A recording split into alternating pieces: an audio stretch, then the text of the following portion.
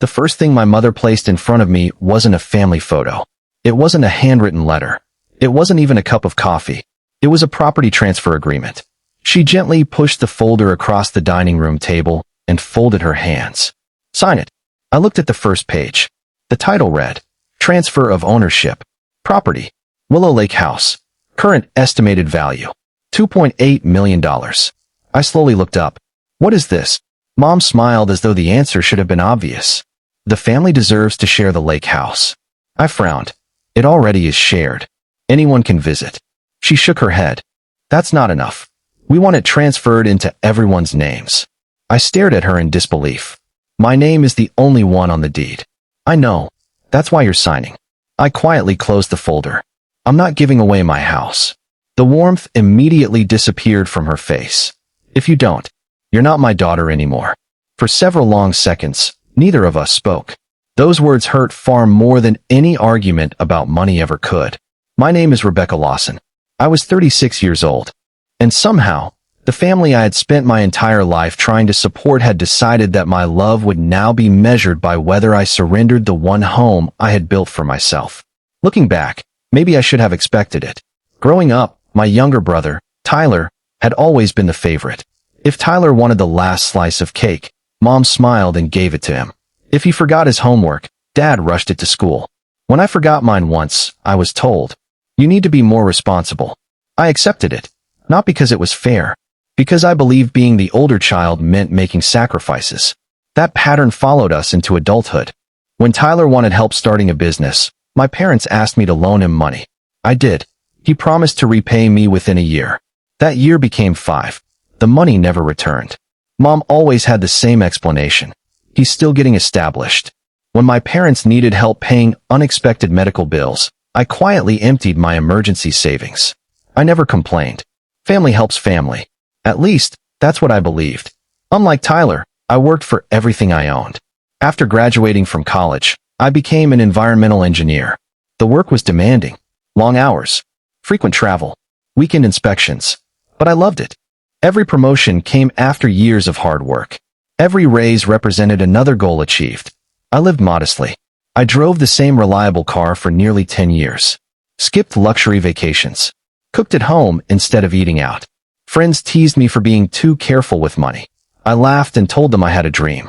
One day, I wanted a small house by a lake. Not a mansion, not an estate. Just a peaceful place where I could escape busy city life. Somewhere with a dock, a porch, morning coffee overlooking the water. For nearly 12 years, I saved almost every extra dollar. When I finally found Willow Lake House, it felt like destiny. The little cedar home sat beside a quiet stretch of water surrounded by tall pine trees. The porch overlooked the lake. There was a stone fireplace inside. An old wooden swing hung from a giant oak tree near the shoreline. The previous owner had cared for the property for decades. Walking through it for the first time, I immediately knew. This was home. Buying it required nearly everything I had saved. The mortgage still made me nervous, but every weekend spent there reminded me why the sacrifices had been worth it. I never kept the house to myself. My parents visited almost every summer. Tyler brought his children fishing. Family barbecues became annual traditions. Birthdays, 4th of July weekends, Thanksgiving dinners. Everyone was welcome. I paid every mortgage payment, every repair bill, every insurance premium, every tax payment. No one ever offered to contribute. I never asked. I believed generosity didn't require keeping score. Then everything changed. One Saturday afternoon, Tyler invited everyone to the lake house for what he called a family planning discussion. That sounded unusual. When I arrived, everyone was already seated around the dining table. Mom, Dad, Tyler, his wife, even an attorney I'd never met. A thick folder rested directly in front of my chair. The moment I saw it, an uneasy feeling settled in my stomach. "What is this?" Tyler smiled confidently. "We've been thinking." Mom nodded. "It would make more sense if the lake house belonged to all of us." I laughed, assuming it was a joke. "It already does. You all visit whenever you want." Tyler shook his head. "No, we mean legally." The attorney quietly opened the folder. "These documents transfer equal ownership to the family." I looked from one face to another. None of them appeared uncomfortable. None of them seemed embarrassed. They honestly expected me to sign away the home I had spent more than a decade working toward. I don't understand. Dad finally spoke. It's only fair. Fair. You've always done better financially than the rest of us. So that means I should give away my property? Tyler leaned forward. We're family. We should all own it together. I calmly answered. You've never helped pay for it. I've never asked you to. Mom sighed dramatically. There you go again. What does that mean? Always making everything about money. I couldn't believe what I was hearing. This isn't about money. It's about ownership. It's about respecting boundaries. Tyler pushed the folder closer. Come on. It'll stay in the family. I gently pushed it back. It already is. No. It's mine. The room instantly became tense. Mom slowly stood. Her voice was calm, almost cold. You have one choice. She pointed toward the unsigned documents. Sign, or you're not my daughter anymore. The words echoed through the silent dining room. I looked around at every face sitting at that table. Not one person defended me. Not one person said the demand was unreasonable. For the first time in my life, I realized something painful. They hadn't invited me to a family meeting. They had invited me to surrender the dream I had spent 12 years building. And deep inside, I knew that whatever decision I made next would change my family forever. The room remained silent after my mother delivered her ultimatum. Sign, or you're not my daughter anymore. I looked at the transfer papers one last time. Then I slowly closed the folder. No. My voice wasn't loud. It didn't need to be. The single word seemed to echo through the dining room. Tyler leaned back in his chair and laughed. So you're choosing a house over your family? I looked directly at him. No. I'm choosing self-respect. Mom's face hardened. I never thought I'd raise such a selfish daughter. That sentence hurt. Not because it was true. Because I knew she believed it. I quietly picked up my purse. If loving my family means giving away everything I've worked for, then maybe we have very different definitions of love. Without another word, I walked out. No one followed me. The drive back to Willow Lake House felt strangely peaceful. For the first time in years, I wasn't wondering how to make everyone happy. I was wondering why I had spent so many years believing I had to. The following morning, I woke before sunrise. Coffee in hand, I sat on the dock watching the lake become perfectly still. The water reflected the pink morning sky like glass. For the first time since the argument, I cried. Not because of the house. Because I realized my mother's love had always seemed conditional. As long as I gave. As long as I sacrificed.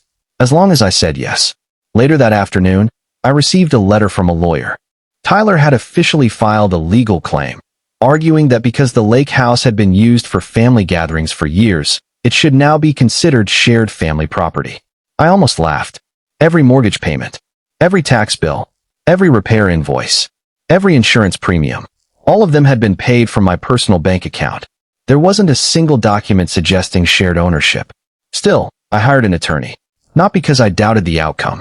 Because I refused to be intimidated. 3 months later, the case finally reached court. Tyler confidently testified that everyone had treated the lake house as the family vacation home. My attorney calmly presented 12 years of financial records. Every payment carried my name. Every maintenance receipt. Every property tax statement. Every utility bill.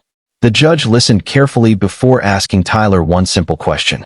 Can you provide evidence that you contributed financially to the purchase or maintenance of this property? Tyler looked down. No. The judge nodded. Then this court sees no legal basis for your claim. The lawsuit was dismissed before lunchtime. Outside the courthouse, reporters waiting for another case accidentally overheard Tyler arguing with his attorney. By evening, a local news website published a short article about a family unsuccessfully attempting to force a woman to surrender property she had purchased herself. The article didn't mention our names, but everyone in our town knew exactly who we were. For the first time, my parents experienced something unfamiliar. People didn't sympathize with them. Neighbors quietly criticized them. Friends stopped asking about the lawsuit. Even relatives who had originally supported Tyler began distancing themselves. Months passed. I stopped attending family dinners. Stopped answering arguments disguised as phone calls. Instead, I focused on my own life. I planted a vegetable garden beside the lake. Renovated the old boathouse. Finally built the reading porch I had dreamed about for years. The peace I found surprised me. One Saturday morning, nearly 6 months after the lawsuit ended, someone knocked on my front door. It was my father. He looked older than I remembered. Tired. Ashamed, he held a small cardboard box. I was hoping we could talk. I invited him inside. For several minutes, neither of us spoke. Finally, he placed the box on the kitchen table. Inside were old family photographs, pictures from vacations, Christmas mornings, fishing trips at the lake. Then he quietly admitted something I never expected. I should have stopped your mother. I looked at him. I didn't. I kept telling myself she'd calm down. He sighed deeply. Instead, I lost my daughter. Tears filled his eyes. I don't expect forgiveness. I just wanted you to know I was wrong. It wasn't a dramatic apology. There were no excuses. No attempts to blame anyone else. Just honesty. For the first time since everything happened, I hugged my father. Healing, I realized, often begins with a single truthful sentence. A few weeks later, another unexpected visitor arrived. My mother. She stood quietly on the porch, looking at the lake. She seemed uncertain whether she should knock. When I opened the door, she immediately began crying. I've rehearsed this conversation 100 times. She wiped away her tears. None of them sounded right. I remained silent. She looked around the house. You kept everything exactly the same. I smiled softly. I love this place. She nodded. I know. Another long silence followed. Finally, she whispered, I spent years believing that because you were strong. You didn't need protecting. I expected you to sacrifice because I knew you could survive it. She lowered her head. I never realized how unfair that was. I asked the question that had lived in my heart for years. Why was it always me? She cried even harder. I honestly don't know. I kept telling myself I was treating everyone fairly. I wasn't. I just kept asking the strongest child to carry the heaviest load. Those words didn't erase the past, but they acknowledged it. And sometimes that's where healing begins. Over the next year, our relationship slowly changed. Not because everything was forgotten, because boundaries were finally respected. No one asked for the house again. No one mentioned transferring ownership. Family visits returned, but only when I invited them. The lake house once again became a place of laughter instead of arguments. One evening, my niece asked why I loved the house so much. I smiled and handed her a small pine cone that had fallen near the dock. Because every tree here grew 1 year at a time. So did this home. So did every dream inside it. Looking back, people often ask whether the lake house was worth risking my relationship with my family. They're asking the wrong question. The real question is whether any relationship should require someone to surrender their dignity in order to keep it. Love that depends on obedience isn't love. It's control. The day I refused to sign those papers, I thought I might lose my family forever. Instead, I found something I had been missing my entire life. My voice. And once I finally learned to protect it, the people who truly loved me learned to respect it too.